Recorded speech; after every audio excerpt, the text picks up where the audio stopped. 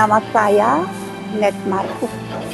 Lahir pada tanggal 27 Maret 1935 di Pisan, Kabupaten TPS. Putri dari Bapak Mikhail Markus yang menjadi korban dalam tragedi gerakan anti komunisme di Indonesia pada tahun 1965-1966.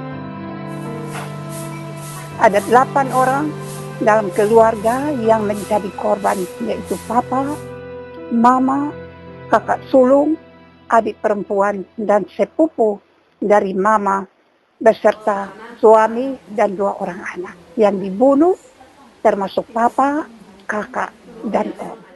Sedangkan mama dan adik perempuan ditangkap dan mengalami banyak tekanan selama masa penahanan. Papa adalah seorang guru Injil tamatan Stouffville, pernah menjadi anggota DPR dan DPD, dan pensiun dalam jabatan sebagai kepala kantor keuangan di TTS.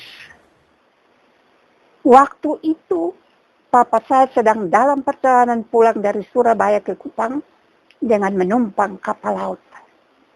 Beliau tiba di Kupang tanggal 2 Oktober tahun 65 dan lanjut menginap di rumah kakak laki-laki saya yang kedua. Setelah itu papa melanjutkan perjalanan ke Soe. Begitu sampai di Soe, malam itu juga papa diangkut oleh polisi. Papa ditangkap karena beliau adalah anggota organisasi BTI yang dianggap sebagai organisasi underbow PKI. Padahal papa bergabung dengan BTI karena papa ingin mengembangkan teknologi pertanian di daerahnya. Begitu papa ditangkap, maka semua haknya sebagai seorang pensiun hilang. Papa ditahan di Soe, di kantor polisi, di depan gereja Maranatha Soe. Kemudian hari, mama ditangkap secara diam-diam, tanpa pemberitahuan kepada kami anak-anak ataupun keluarga lain. Saya berusaha untuk mencari mama. Saya tidak peduli apalagi, takut, sebab saya tahu orang tua saya tidak bersalah. Pada awal tahun 1966, adik perempuan saya yang baru menyelesaikan studi di Bandung pulang ke Soe. Begitu sampai di sana, ia pun langsung ditangkap. Akhirnya dibawa bersama-sama dengan papa untuk dipindahkan ke Kupang. Dalam perjalanan itulah di depan mata papa adik saya mengalami kekerasan dari petugas yang membawa mereka.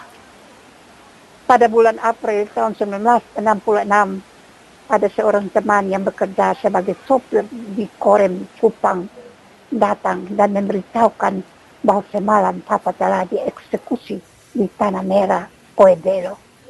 Pada bulan Juli di tahun yang sama, istri dari kakak sulung saya yang ditangkap dipanggil oleh tentara untuk bertemu dengan suaminya. Itu pertemuan terakhir mereka, karena kemudian yang memberitahukan bahwa kakak telah dieksekusi di kawasan hutan Koncawas. Semua yang terjadi ini meninggalkan dampak yang besar bagi keluarga kami. Bahkan sampai saat ini, adik perempuan saya masih mengalami trauma.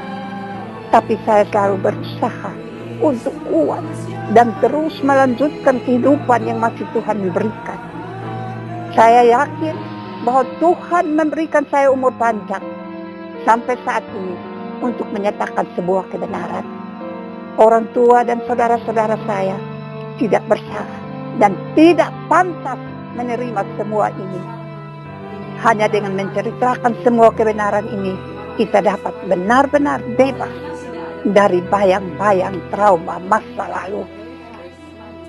Saya sangat mengharapkan agar cerita tentang mereka yang dituduh bersalah oleh negara tanpa sebuah proses peradilan diluruskan.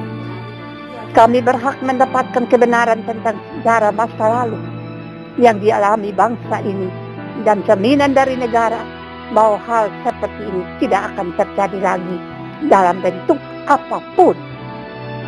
Ini seperti mengeluarkan nanah dari sebuah luka yang telah lama kita simpan. Pasti menyakitkan, tetapi juga menyembuhkan dan melegakan. Jangan takut, karena Tuhan yang akan menuntun dan memberikan kekuatan.